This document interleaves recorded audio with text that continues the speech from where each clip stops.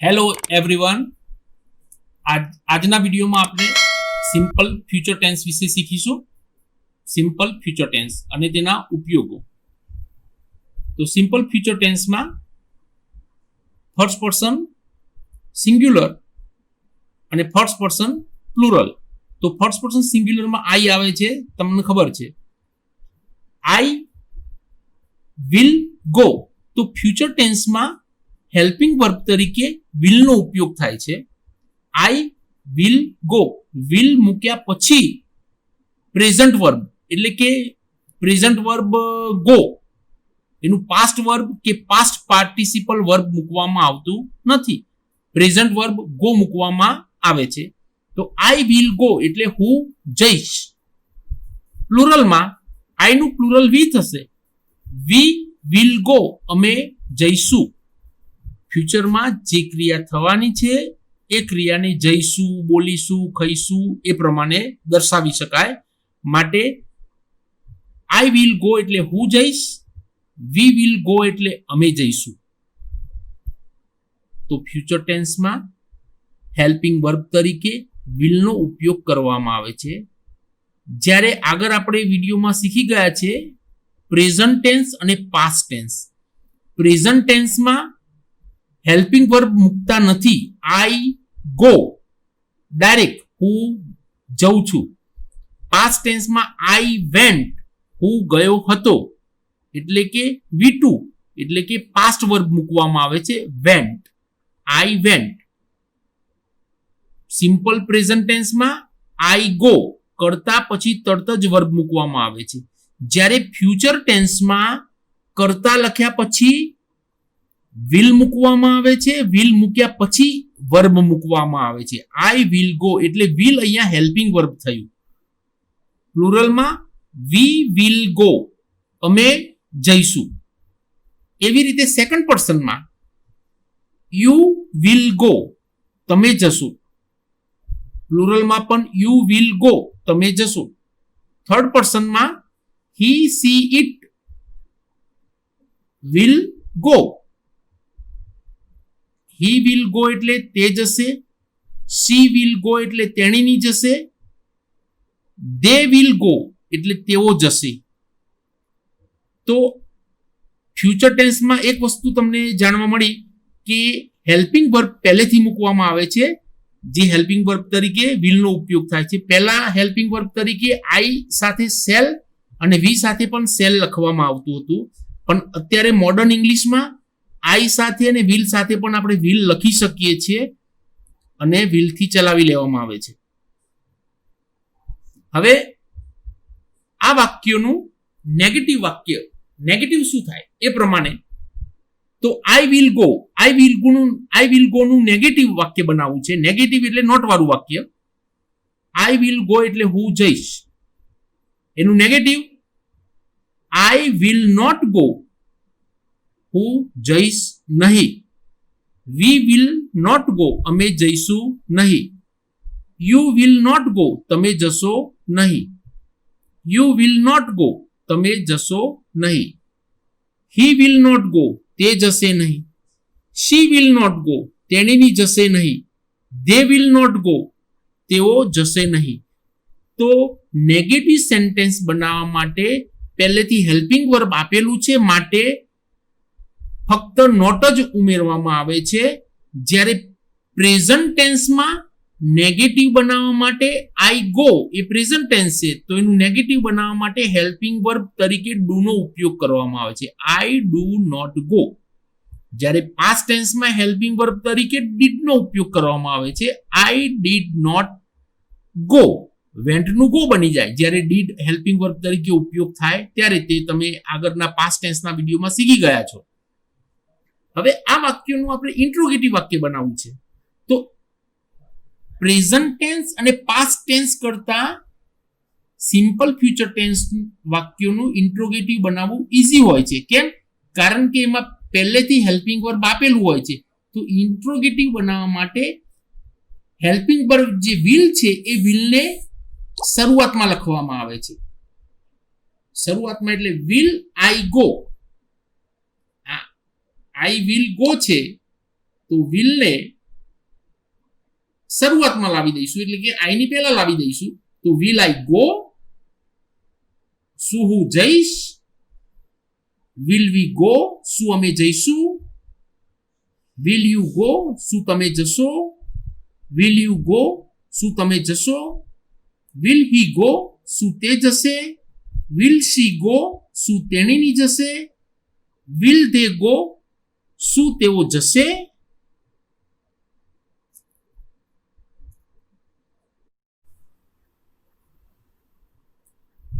હવે થોડા વધારે વાક્યો જોઈશું. આઈ will eat an apple tomorrow, હું આવતીકાલે સફરજન ખાઈશ. આ જ વાક્ય આપણે પ્રેઝન્ટ ટેન્સમાં બોલતા હોય ગુજરાતી, તો પ્રેઝન્ટ ટેન્સમાં આ વાક્યનું ગુજરાતી હું સફરજન ખાઉં છું. પાસ્ટ ટેન્સમાં મેં સફરજન ખાધું હતું. અને ફ્યુચર ટેન્સમાં હું સફરજન ખાઈશ. ફ્યુચર ટેન્સમાં I will eat an apple tomorrow, એ પ્રમાણે લખાય. સેકન્ડ વાક્ય, આઈનું plural we will eat an apple tomorrow, અમે આવતીકાલે સફરજન ખાઈશું. You will eat an apple, તમે સફરજન ખાશો. He will eat an apple tomorrow, તે આવતીકાલે સફરજન ખાશે. એ પ્રમાણે સી ધે માટે પણ લખી શકાય. હવે ઉપરનું વાક્ય છે એનું નેગેટિવ વાક્ય બનાવવાનું છે, આઈ વિલ ઇટ. તો નેગેટિવ વાક્ય બનાવવા માટે મેં તમને સમજાવ્યું કે આમાં પહેલેથી વિલ હેલ્પિંગ વર્બ છે, જેમાં હેલ્પિંગ વર્બ આપેલું હોય પહેલેથી, એમાં ફક્ત નોટ જ ઉમેરવાનું હોય. બાકી વધારાનું જેમ સિમ્પલ પ્રેઝન્ટ ટેન્સમાં ડુ લાવીએ છીએ, પાસ્ટ ટેન્સમાં ડીડ લખીએ છીએ, એવી રીતે ફ્યુચર ટેન્સમાં લખવામાં આવતું નથી. ફ્યુચર ટેન્સમાં વિલ પહેલેથી હોય છે, માટે I will not eat an apple tomorrow, હું આવતીકાલે સફરજન ખાઈશ નહીં. એ પ્રમાણે બીજા વાક્યોમાં પણ એ પ્રમાણે લખી શકાય, we will not eat an apple tomorrow. You will not eat an apple tomorrow. He will not eat an apple tomorrow. She will not eat an apple tomorrow. they will not eat an apple tomorrow.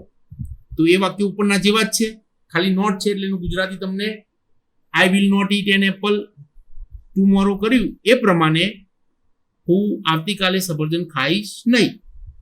હવે I will not eat લખ્યું છે, એનું interrogative sentence બનાવવું છે.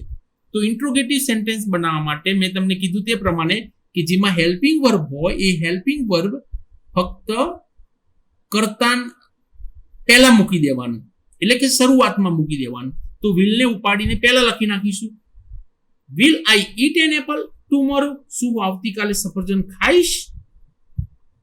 Second વાક્ય we will ઈટ છે, તો વિલને આગળ લાવીશું. તો will we eat an apple tomorrow, શું અમે આવતીકાલે સફરજન ખાઈશું. Will you eat an apple tomorrow, શું તમે આવતીકાલે સફરજન ખાશો.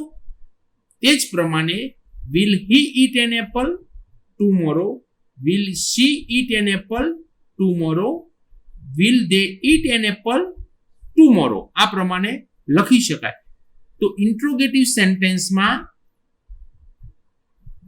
ફ્યુચર ટેન્સ વાળા જે વાક્યો હોય એ વાક્યનું ઇન્ટ્રોગેટિવ સેન્ટેન્સ બનાવવા માટે જે હેલ્પિંગ વર્બ આપેલું છે, એ હેલ્પિંગ વર્બને ખાલી શરૂઆતમાં લાવી દેવાનું. આઈ વિલ ઈટ છે, તો વિલને ઉપાડીને આગળ મૂકી દેવાનું, એટલે ઇન્ટ્રોગેટિવ સેન્ટેન્સ બની જશે. હવે આગળ થોડી ખાલી જગ્યાઓ જોઈ લઈએ. નંબર 1, આઈ ખાલી જગ્યાએ ન્યૂ ગ્રામર બુક ટુમોરો. હવે ટુમોરો છે એના ઉપરથી ખબર પડી જાય કે આ ફ્યુચર ટેન્સનું વાક્ય છે, અને ફ્યુચર ટેન્સના વાક્યમાં હેલ્પિંગ વર્બ તરીકે વિલ પહેલા મૂકવું પડે. તો આઈ પછી વિલ મૂકીશું અને પછી બાય એટલે ખરીદવું. I will buy a new grammar book tomorrow, હું આવતીકાલે નવી ગ્રામરની બુક ખરીદીશ. તો અહીંયા બ્લેન્ક્સમાં આવશે, પહેલા વિલ આવશે અને પછી બાય લખાશે. યાદ રાખવાનું કે વિલ પછી હંમેશા પ્રેઝન્ટ ટેન્સનું વર્બ જ મુકાય છે. પાસ્ટ ટેન્સ કે પાસ્ટ પાર્ટિસિપલ ક્યારે બી મુકાતું નથી, એટલે કે પહેલા નંબરનું જ વર્બ મુકાય.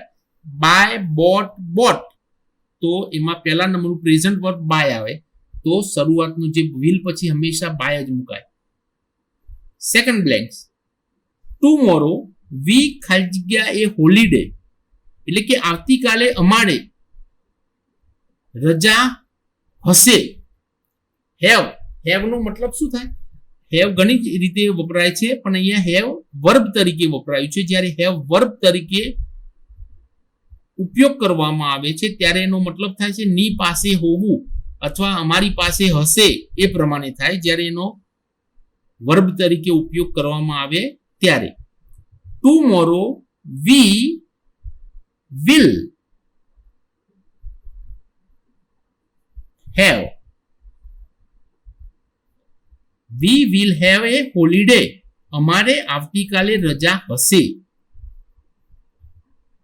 તો ફ્યુચર ટેન્સ થયો. ટુમોરો ઉપરથી ખબર પડી ગઈ કે આ વાક્ય ફ્યુચર ટેન્સનું છે. Tomorrow we will have a holiday, આવતીકાલે અમારે રજા હશે. અહીંયા વિલ પછી પ્રેઝન્ટ વર્બ જ મૂકવામાં આવે છે, ક્યારે બી પાસ્ટ વર્બ કે પાસ્ટ પાર્ટિસિપલ વર્બ મૂકવામાં આવતું નથી, એ ખાસ ધ્યાન રાખવાનું. ત્રીજા નંબરનું વાક્ય, do this work first, otherwise આઈ ખાલી જગ્યા યુ, બ્લેન્ક્સમાં આપ્યું છે, બ્રેકેટમાં છે પનિશ. પનિશ એટલે સજા કરવી. ડુ ધીસ વર્ક ફર્સ્ટ, આ કામ પહેલા કરો. અધરવાઇઝ એટલે કે નહીતર હું તમને સજા કરીશ. સજા કરી નથી પણ સજા કરીશ, તો સજા કરવા એટલે ફ્યુચરમાં થશે. સજા કરીશ માટે વિલ મૂકીશું. I will પનિશ. પનિશ એટલે સજા કરવી. આઈ વિલ પનિશ યુ, હું તમને સજા કરીશ. 4 નંબરની બ્લેન્ક્સ, 4 નંબરની બ્લેન્ક્સમાં ખાલી જગ્યા વી ખાલી જગ્યા ફોર એ પિકનિક ટુમોરો. અહીંયા વાક્ય ઇન્ટ્રોગેટિવ છે અને ટુમોરો શબ્દ ઉપરથી આપણને ખબર પડે છે કે આ ફ્યુચર ટેન્સનું વાક્ય છે. ઇન્ટ્રોગેટિવ સેન્ટેન્સ છે, ફ્યુચર ટેન્સનું વાક્ય છે, માટે હેલ્પિંગ વર્બ વિલ હોવું જ જોઈએ. તો પહેલી બ્લેન્ક્સમાં વિલ લખીશું.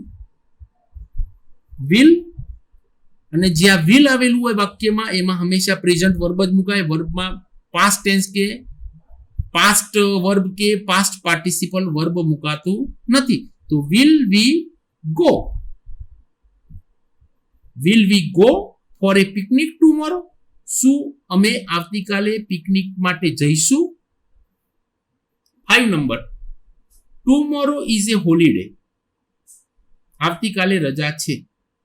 વી ખાલી જગ્યા નોટ ખાલી જગ્યા ટુ સ્કૂલ, તો સિમ્પલ કે કાલે રજા છે, આવતીકાલે રજા છે એટલે અમે સ્કૂલે જઈશું નહીં.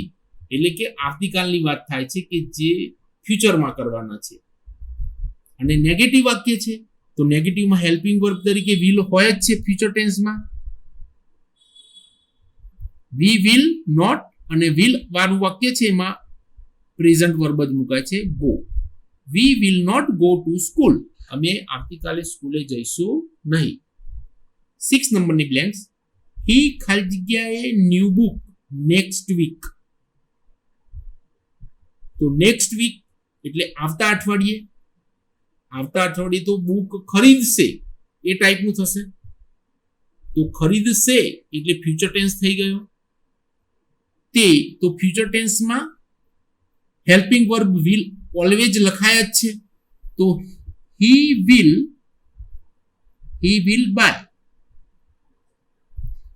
By a new book next week, તે આવતા અઠવાડિયે નવી બુક ખરીદશે. 7 નંબરની બ્લેન્ક્સ, આઈ ખાલી જગ્યા ધ ટીચર ટુમોરો, હું આવતીકાલે ટીચરને, મીટ એટલે મળવું, એટલે આવતીકાલે મળ્યો છું એવું ના કહેવાય કે મળી લીધું છે એમ પણ ના કહેવાય. મળીશ, હું આવતીકાલે ટીચરને મળીશ એટલે કે ફ્યુચર ટેન્સ થયું. ફ્યુચર ટેન્સ થાય માટે હેલ્પિંગ વર્બ વિલ લખવું જ પડે. આઈ વિલ મીટ અને હેલ્પિંગ વિલ પછી હંમેશા પ્રેઝન્ટ વર્બ જ લખાય છે, પાસ્ટ વર્બ ક્યારે બી લખાતું નથી. I will meet the teacher tomorrow. હું આવતીકાલે ટીચરને મળીશ. 8 નંબરની બ્લેન્ક્સ. સુરેશ ખાલી જગ્યા નોટ ખાલી જગ્યાએ એ પિક્ચર નેક્સ્ટ વીક. ડ્રો એટલે દોડવું. DRAW draw ડ્રીવ drone. Draw ડ્રીવ drone. Draw present verb છે, ડ્રીવ પાસ્ટ વર્બ છે અને ડ્રોન પાસ્ટ પાર્ટિસિપલ છે. સુરેશ ખાલી જગ્યા નોટ ખાલી જગ્યા એ પિક્ચર નેક્સ્ટ વીક આવતા અઠવાડિયે સુરેશ ચિત્ર દોરશે. તો નોટ વાળું વાક્ય છે તો હેલ્પિંગ વર્બ વિલ તો આવે જ છે ફ્યુચર ટેન્સમાં, અને જ્યાં વિલ આવેલું હોય ત્યાં હંમેશા પ્રેઝન્ટ વર્બ જ મુકાય છે, draw. Suresh will not draw a picture next week. Suresh આવતા અઠવાડિયે ચિત્ર દોરશે નહીં. નેગેટિવ છે માટે. બસ આજના વિડીયોમાં આટલે સુધી.